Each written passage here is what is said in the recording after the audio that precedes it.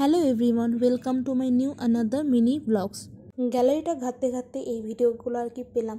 তো এই ভিডিও সম্পর্কে তো কিছুই বলা হয়নি। তো এটা হচ্ছে অষ্টমীর দিন, মানে 2023 দুর্গাপূজার সময় আমরা গিয়েছিলাম গোপালধারাটা হচ্ছে মিরিকে থেকে 4-5 কিলোমিটার উপরে এরকম। তো আমরা কিন্তু গাড়ি রিজার্ভ করে যাইনি, তো আমরা গাড়ি এরকম অদল বদল করেই যেতে হয়েছিল।